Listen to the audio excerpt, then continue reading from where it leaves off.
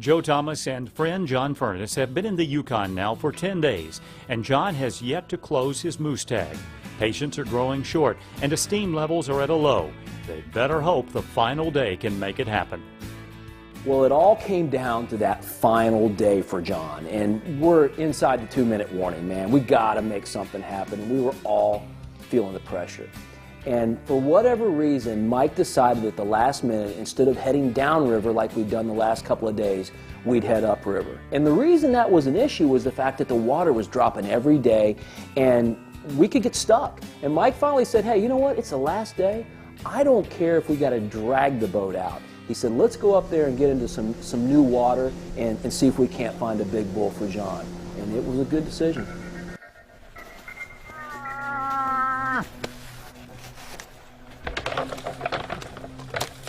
Just as I'm trying to get the camera up and get the camera focused, he's already got the bow drawn back and he's firing arrows, man. He was trying to make it happen.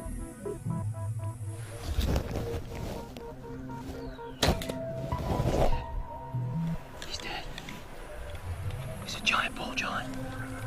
Right about the time John pumped that second arrow into that bull, I started to realize, I mean, I'm looking through the viewer, but I started realizing that, yeah, he'd shot a nice bull, but that bull wasn't rubbing a tree.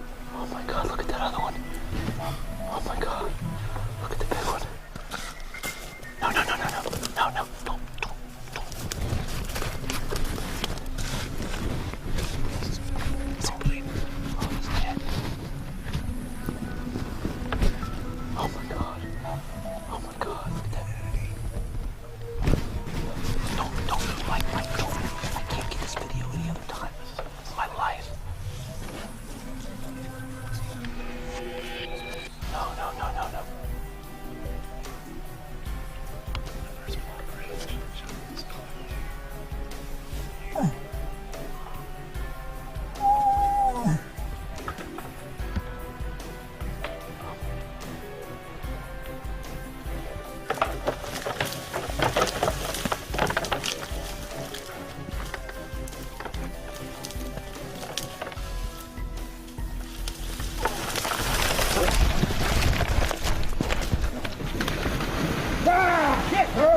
Get out of here! Ah!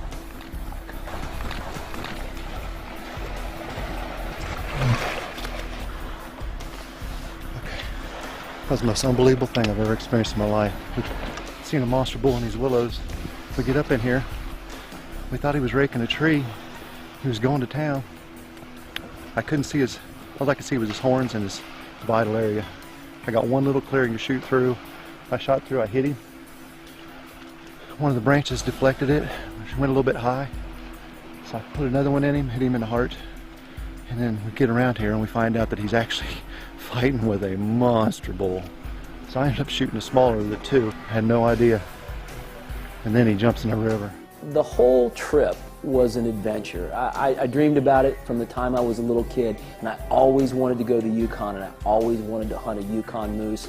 And then to take one and to get a chance to see my best friend do the same, and it was a struggle. We worked hard, and to see it come together at the very end and see a sight with those two bulls fighting, something that most people will go their whole lives and never see, was worth it all to me. Now, this week's edition of Inside Info.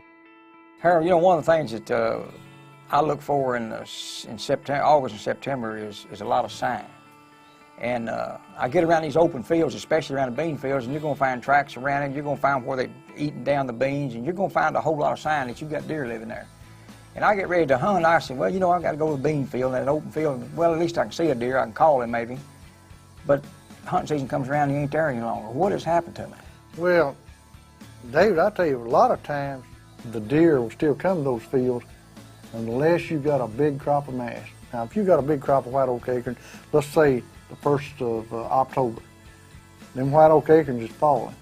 Them deer is going to bandit them. They've been eating them beans and they got filled up on them. They're going to bandit that to somewhat and go to those acorns. Well, knowing that, then if we're hunting in the last of September, those acorns hadn't fallen yet, we better hurry up and get it in, hadn't we? You better hurry up and get it in. Now, when the velvet falls, you know, they shed the velvet. they won't tolerate one another like they will when all the velvet's on. You know, you'll see 10 or 15 bucks together when they got velvet. And when they shed it off, it seems like it makes them mad at each other or something. They get in a little smaller group. Knight and Hale's Ultimate Hunting, presented by Sheffield Financial, was brought to you by Sheffield Financial. Personal service. It's that simple. Knight and Hale Game Calls. Feel the rush. Code Blue. Perfecting the science of hunting. Matthews Solo Cam. Catch us if you can. Carry light decoys. Our only real competition is Mother Nature. Come here, deer. The revolutionary deer attractant. Bow Hunting World Magazine. The equipment authority in archery and bow hunting. Summit Tree Stands. High performance for high places. Kimco. Choose your own path. Mossy Oak brand camo.